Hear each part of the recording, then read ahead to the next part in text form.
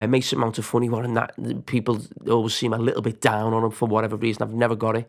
I'm a huge fan. He's a Champions League winner. I think he's great. I really like him. He's got energy to press. I think he'd probably provide a greater goal threat from midfield than we have maybe from Jordan in that position right now. Jordan will be a little bit more powerful, industrious, but as I said, he works hard. Every top manager who's been in Chelsea's picked him, plays for England, and I think the club have also got to be thinking about that English situation in terms of players and the homegrown thing. Yeah, because Milner's moving on, Oxlade-Chamberlain, Joe Gomez doesn't play every week.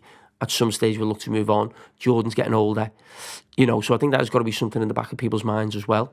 So I mean, if we brought McAllister and Mason Mount in, I'll be delighted with that. But I definitely want us to bring a defensive midfield player in as well, because those two players I'm describing are probably more offensive midfield players, McAllister and Mount. I don't think our problem is going forward. Our problem is defensively. If we want to get back to where we want to be, which is challenging Man City, challenging for big trophies, we've got to sort ourselves out defensively, because that's been the biggest problem this season. Do you think now when you're trying to assess the players and where you want them, in part of what has happened from Klopp, Liverpool, for instance, at times almost had fullbacks that were as productive as and played like absolute wingers. The way in which Guardiola's ended up with a centre-half who's a bit of a centre-half, a bit of a full-back. That's always been in the game to an extent, but then a full-back who's like a creative playmaker that hasn't been in the game in the past. We've talked here about when you got the ball, your number 10s. When you haven't got the ball, come back in and graft for us.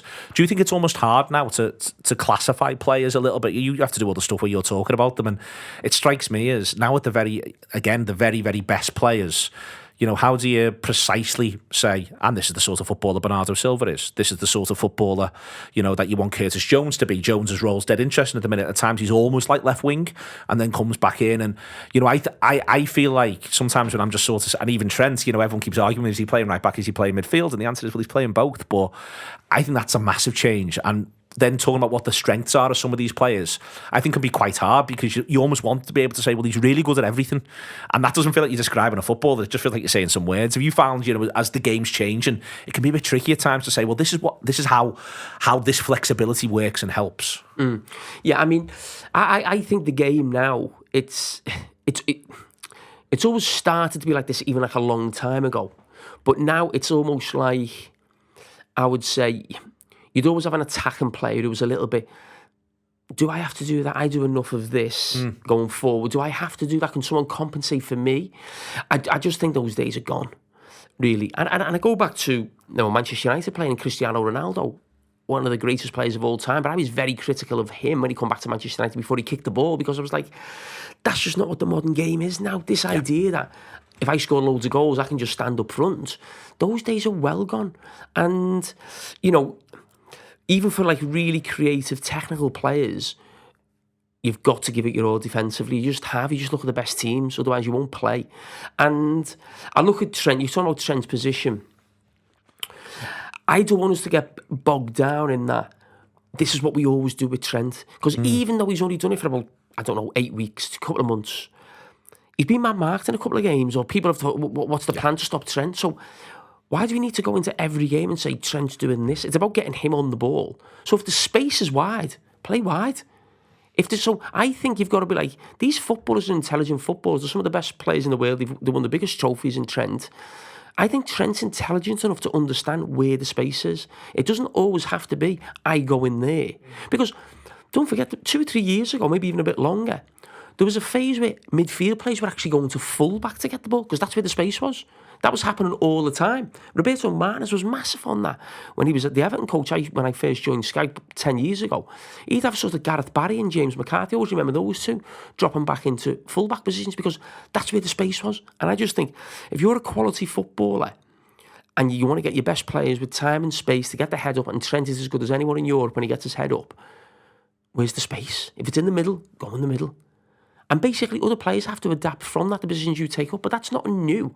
It's not like Trent's gone into midfield, so we've all got to change it. It's like you just work off the players in front here, at the side here. And that's the way that I just think the game is now. It's just getting more and more like that. There's no almost defined positions. You've basically got to be trying to be good at everything if you want to play for a top club. When you think about that, Liverpool this summer, the other bits that I talked about is the idea of them maybe doing a footballer who can either support Canate where Canate is, because he's pulled now into that right back area to such an extent, and maybe someone who can cover there, or the idea of someone who can alternate with Robertson, because he's almost tucked in at times like a left-hand sided centre-back. Do you think Liverpool will be looking at centre-halves? I mean, the manager said he's looking at everywhere bar goalkeeper, which does throw open the question of Liverpool maybe thinking about another forward. But do you think he'll have his eye on centre-halves? I think he should look at a centre-back. I would love Liverpool to buy a left-sided centre-back, because I think if we continue with what we're doing, I think that'd be a nice sort of rotation at times with Andy Robertson. You look at Aki, he's almost perfect. I always used to think about him for Liverpool a couple of years ago, because maybe a relationship with Van Dijk, with the Dutch team as well. And I do sometimes think that when you actually watch us, and when Van Dijk's playing on the left, as he always does, and he's amazing, and his passing range from there, switch of play is fantastic.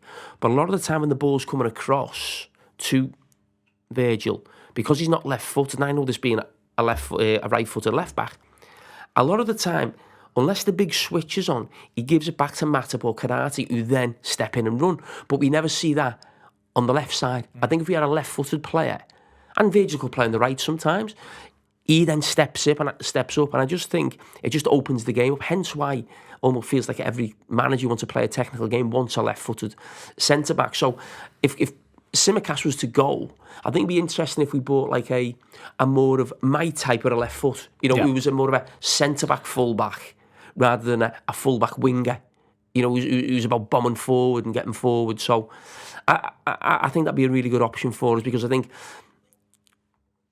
Canate's injury prone. I don't think that's ever really going to change massively. And I think, you will need to rotate at different times. Virgil's getting older. He's played so much football. I think he played more football than anyone. I think in the world. Up to the World Cup. Up to the World Cup, yeah. Joe Gomez is still there. He still probably will play even more at full-back at different times, certainly with Milner moving on. So, yeah, I'd like to see us buy a left-sided centre-back if possible. Hope you enjoyed that. If you want more, make sure you download the Anfield Wrap app for all the best reaction to what's going on at Liverpool from supporters here in the heart of the city.